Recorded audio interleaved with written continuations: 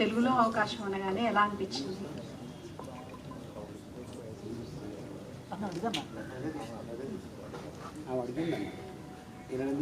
So Telugu is a totally new place. Tamil maybe I would have been not that surprised because I belonged there. But from here, because ma'am speaks Telugu, Tamil also, it was a little surprising. But I was excited. I was confident that I can do it. Yeah. రాజా గారు,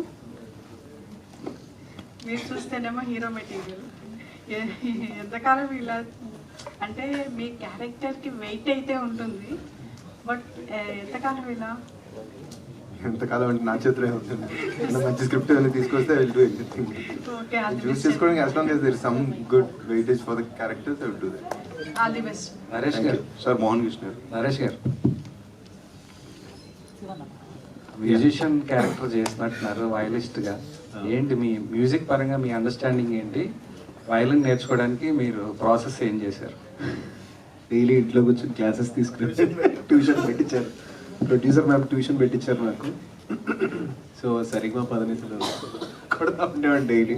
so బేసిక్గా నాకు చిన్న scare ఉంది. ఇప్పుడు ఆ violin పట్టుకుని సరిగ్గా చేయలేదు అంటే ఇట్స్ డజంట్ లుక్ గుడ్ కదా. సో ఇంకా ఆన్లైన్ క్లాసెస్లో ఇంకా ఆఫీస్కి వెళ్ళి కూర్చొని నేను క్లాసెస్ నేర్చుకునేవాడిని. ఈవెన్ సాంగ్ ముందు రోజు కూడా ఎవరైనా టీచర్ని తెప్పించండి, ఆ సాంగ్కి తగ్గట్టు కొంచెం అక్కడ ప్రాక్టీస్ చేసి వెళ్తానని చెప్పి మరి చేశాను. ఆ సీన్ అయితే I mean before the song ఉంటుంది అనమాట వాయిలిన్. మొత్తం నేర్చుకోలేదండి, బట్ మేనేజ్ చేయడం నేర్చుకున్నాను మీకు దొరకకుండా. వికట కవిలో మేఘమదనం ఉంది, ఇందులో ఏమో మేఘాలు చెప్పిన ప్రేమ కథ అంటున్నారు. ఏంటి మీకు మేఘాలకు ఉన్న రిలేషన్షిప్ ఏంటి?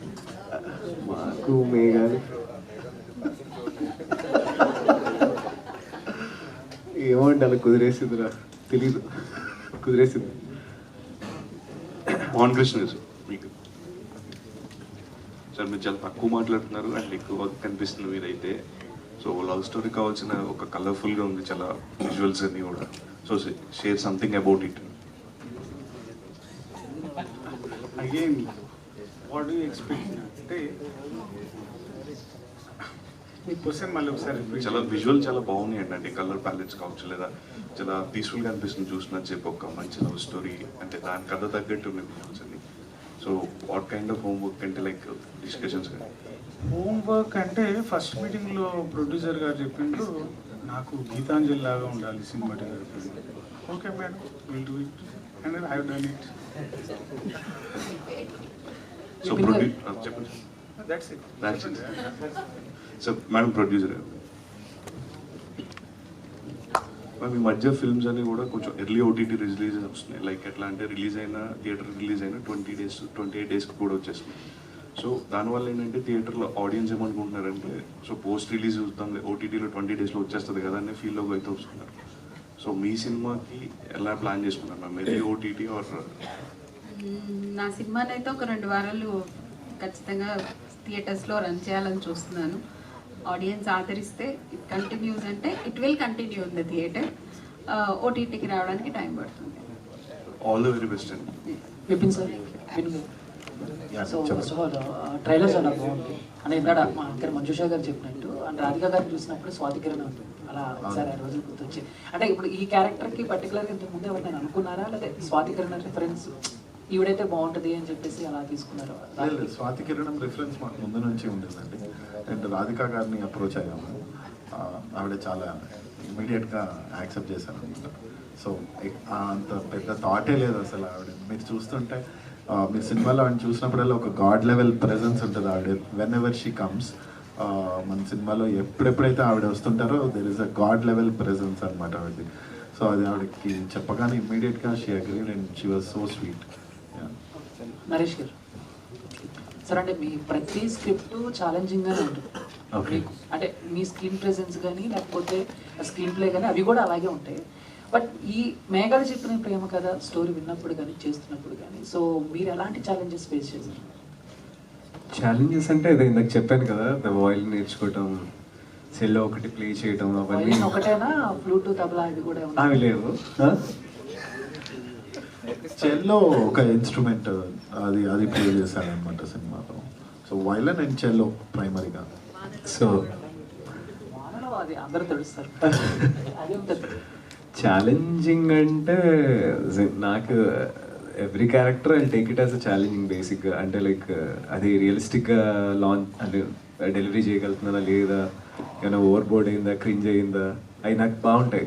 బాగా యాక్ట్ చేయకపోయినా పర్వాలేదు, ఆడియన్స్కి సీన్ త్రూ నేను ఏ ఎమోషన్ చెప్పాలనుకుంటున్నానో అది అర్థమైతే చాలు. కోర్స్ ఒక సీన్ యొక్క క్రక్స్ అదే కదా, మెయిన్ థింగ్ ఏంటంటే ఏదైతే ఎమోషన్ చెప్పాలనుకుంటున్నామో నా పర్ఫార్మెన్స్తో ఆ ఎమోషన్ కన్వే చేశారని లేదా, I take care of it. అది అండ్ రాధిక గారితో సీన్లు ఏమన్నా ఉన్నాయా? ఐ మీన్ సో ఆవిడతో యాక్ట్ చేసి ఫార్చునేట్లీ నో. నా చిన్నప్పుడు director garu, editor is the first judge. Director garu, editor is the first judge అంటారు. ఇది మీ డెబ్యూ ఫిలిము. ఆయన ఏమన్నారు మీ సినిమా చూసిన తర్వాత, రషెస్ చూసిన తర్వాత? Is the most senior editor కదా. నాకు